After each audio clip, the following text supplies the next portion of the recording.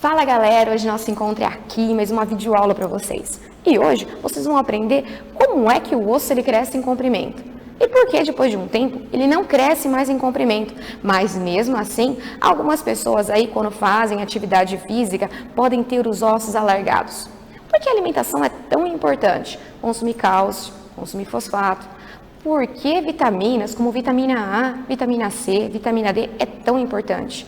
E uma deficiência prolongada de vitamina D pode levar a um caso clínico como osteomalácia? E depois de um tempo, por falta aí de alguns hormônios como estrogênio, pode levar a um caso clínico como osteoporose? Pois bem, essas e outras perguntas são respondidas na aula de hoje. Então, lápis e um caderno na mão.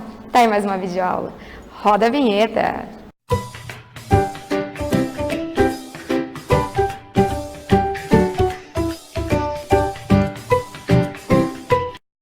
Aqui para o estúdio de gravação, vamos entender aí de casa como é que o osso pode crescer em comprimento.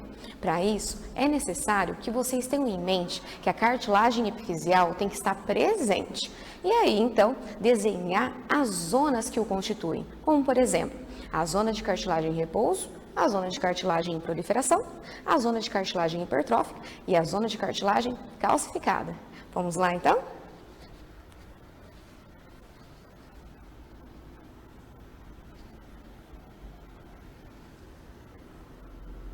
Pois bem, voltando aqui depois do desenho, vamos observar aí como é que o osso ele pode crescer em comprimento.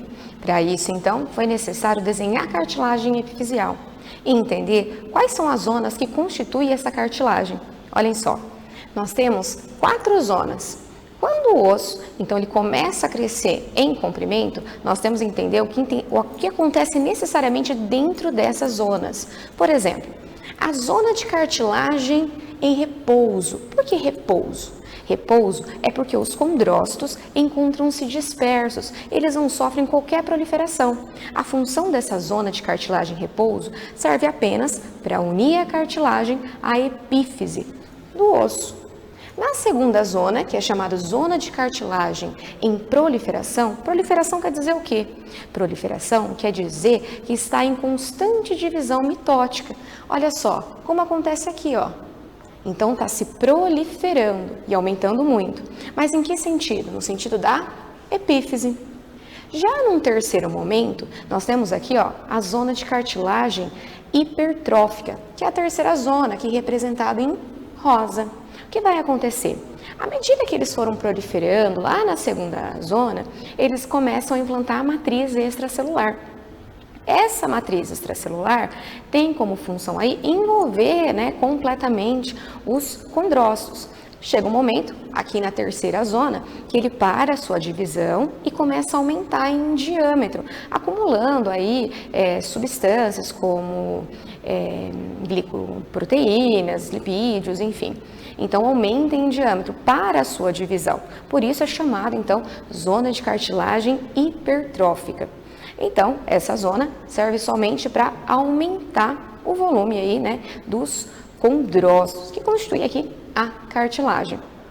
Como esses condrócitos eles aumentaram demais, tanto em volume como também em número de células, fica difícil para chegar nutrientes aqui dentro dessa cartilagem, visto que tecido cartilaginoso é um dos poucos tecidos conjuntivo que não recebe vascularização. Depende de um processo de difusão, vindo da onde? Vindo lá da diáfise ou da epífise. Portanto, se ele aumentar demais, vai ficar difícil para que esses condrócitos centrais recebam qualquer nutriente.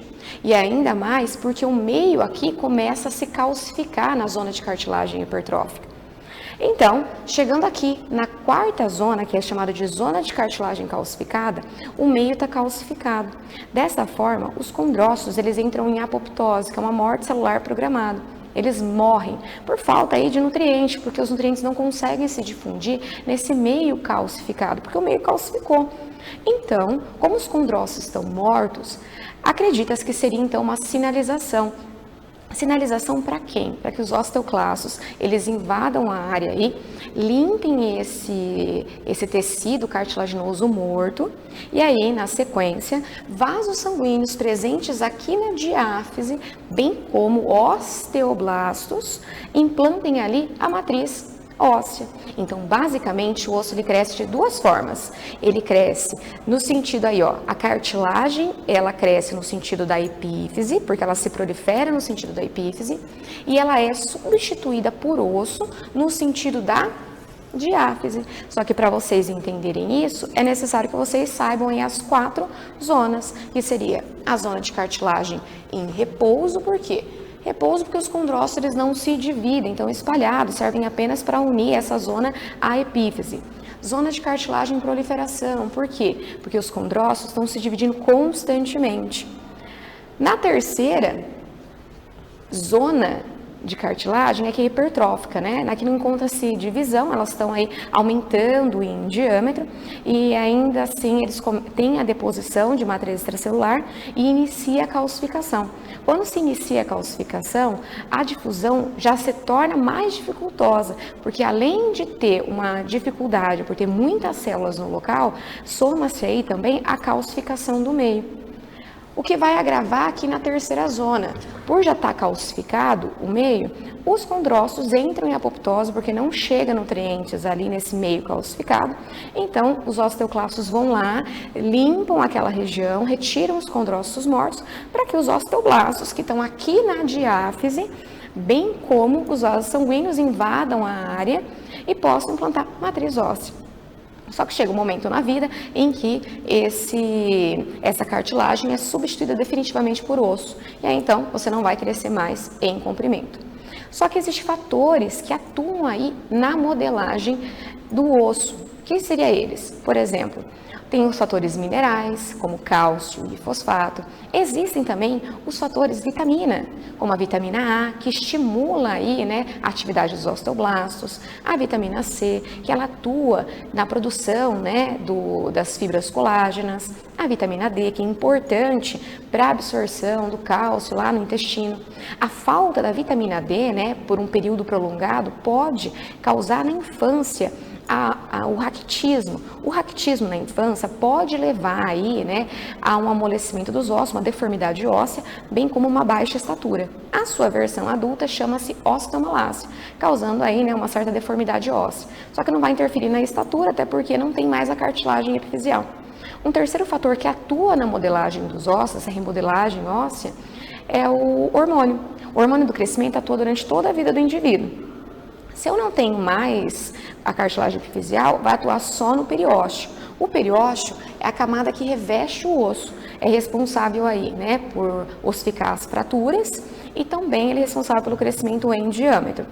Se eu não tenho mais a cartilagem epifisial, logicamente o osso ele vai se modelar aí só em relação ao seu diâmetro. E um último fator seria a tensão mecânica. Quanto mais eu tensionar o osso, mais eu vou estar influenciando a atividade dos osteoblastos. Só que em que sentido? Se eu não tenho mais a cartilagem epifisial, eu vou estar estimulando somente o periósteo. Existem casos clínicos como a acromegalia e o gigantismo, aonde se instala aí um tumor, por exemplo, na adenipófise. A adenipófise, quando ela está nesse caso clínico como um tumor, né, nessa glândula, pode originar o gigantismo, desde que ainda o indivíduo tenha essa cartilagem epifisial, ou pode gerar acromegalia, se ele não tem mais a cartilagem epifisial, vai atuar em uma série de tecidos, né?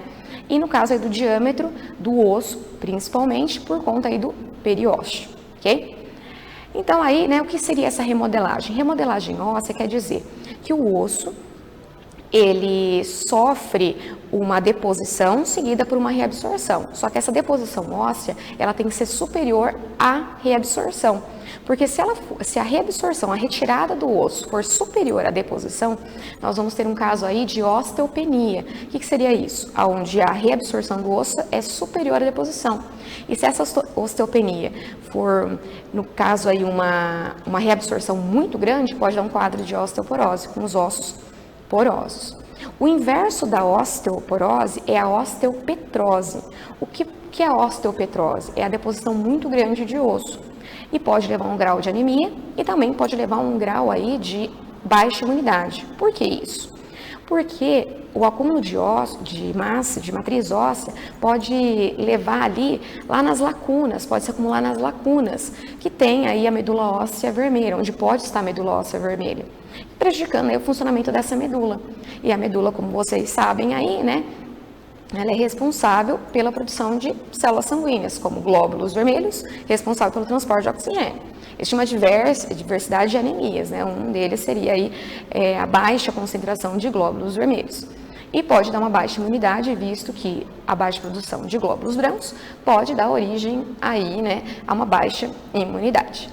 Então, na aula de hoje, o que vocês viram? Vocês viram os fatores que atuam na remodelagem óssea, bem como o desenvolvimento do osso aí, ó, em comprimento.